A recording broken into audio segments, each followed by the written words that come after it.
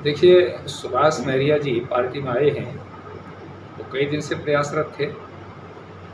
आज वो पार्टी में सम्मिलित हुए हैं, मैं उनका स्वागत करता हूँ और मैं ये अपेक्षा करता हूँ कि सुभाष जी ने जो एक स्टेटमेंट दिया है कि मैं कार्यकर्ता के नाते पार्टी में प्रवेश किया है मैंने, तो एक कार्यकर्ता के रूप में पार्टी का काम करेंगे, पार्टी को मजबूत करने का प्रयास करेंगे।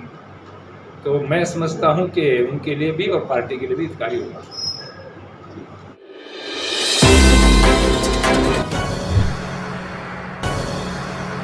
आज की हमारी ये प्रेस कॉन्फ्रेंस इस बात को लेकर के है,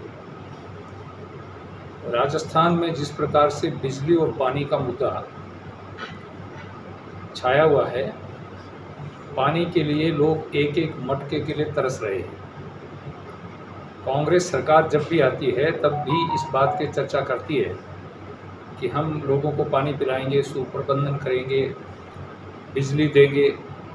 आज उद्योगों के अंदर भी बिजली की कटौती की बात आई है। तो ये बड़ा कष्ट और दुख का विषय है कि सारे वायदे जिन्होंने किए थे, आज नौजवान धोखे खाए बैठे हैं, किसान धोखा खाया बैठा है, महिलाएं धोखा खाया बैठी हैं। ऐसी स्थिति के अंदर ये सरकार बिल्कुल विफल हो चुकी है और भारतीय जनता पार्टी समय समय पर चेताती रहती है, परंतु ये गवर्नमेंट नहीं जाग रही है। आने वाले चुनाव में भारतीय जनता पार्टी प्रचंड बहुमत से जीत करके आएगी और कांग्रेस का जैसे पिछले 2018 के चुनाव के अंदर हम केवल 1.5 लाख वोटों से पीछे रहे थे, थोड़े से अंतर से हमारे थे। उसके पिछले चुनाव के अंदर 163 सीटें जीत करके आए थे। इस बार वापस भाजपा रिपीट करेगी और 150 से ज़्यादा सीटें हम जीत करके आएंगे।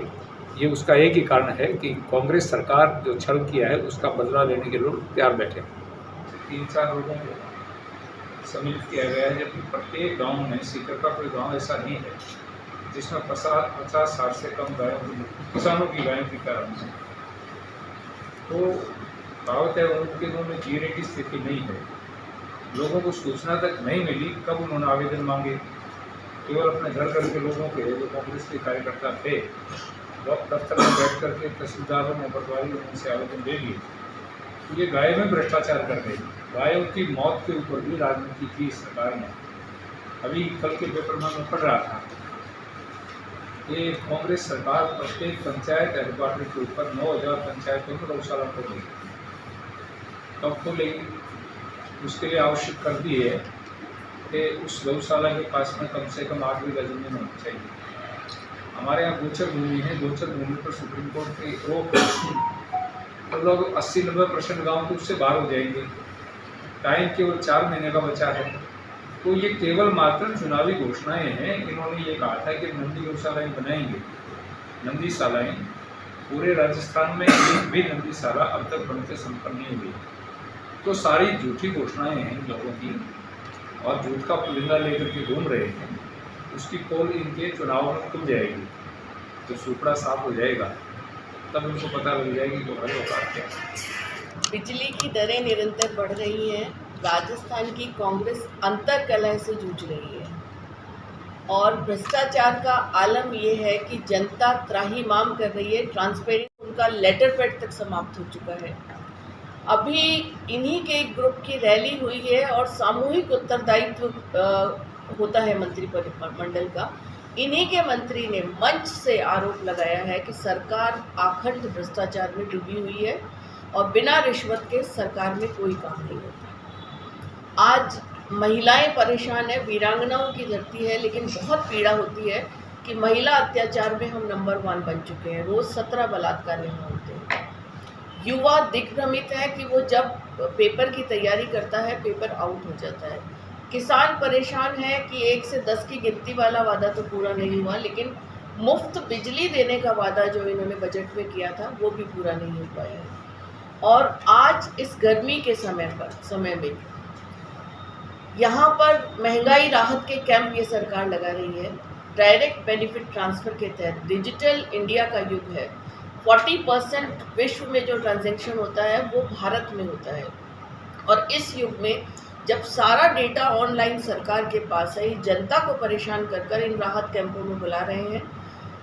यहाँ इनके मंत्री, इनके जनप्रतिनिधि, इनके जो प्रभारी वगैरह हैं वो मुख्य अतिथि के रूप में आते हैं और जनता को राहत देने के नाम पर मोदी सरकार को सिर्फ कोसने का काम करते हैं, क्योंकि ये खुद कुछ काम नहीं कर पाए और जो योजनाएं हमारी केंद्र की सरकार लाई है उनको भी ढंग से ये सरकार लागू नहीं कर पाई है। राहत कैंप में जो बैनर्स लगे हैं उसमें कांग्रेस के अध्यक्ष का चित्र है। सरकार का पैसा है, वो निश्चित रूप से बहुत गलत रूप से उपयोग कर कर ये अपने प्रचार प्रसार के लिए खर्च कर रहे हैं। और ये कहा जाए कि राहत कैंप वास्तव में जनता को आहत करने वाले कैंप हैं।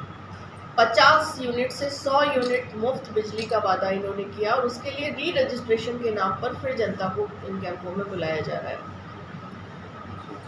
आज आलम ये हो गया है कि हमारे समय जो 18 पैसा प्रति यूनिट बिजली थी, इनके कुप्रबंधन के कारण 60 पैसे प्रति यूनिट तक पहुंच चुकी है।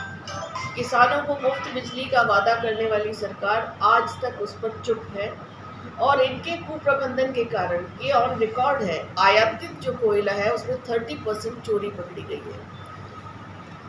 विद्युत सब्सिडी के नाम पर जो बिजली कंपनियों में पैसा सरकार की तरफ से जाना चाहिए, वो पहले सब्सिडी देने से पहले जाना चाहिए, वो नहीं पहुंच रहा है और आज बिजली कंपनियां निरंतर घाटे में जाई जा रही हैं और बैंकों का लोन उन पर होता जा रहा है। पूरी तौर पर वित्तीय कुप्रबंधन का शिकार ये सरकार है। आपसी झगड़ों का आलम यह है कि जनता को राहत नहीं दे पा रही है। आज भारतीय जनता पार्टी ने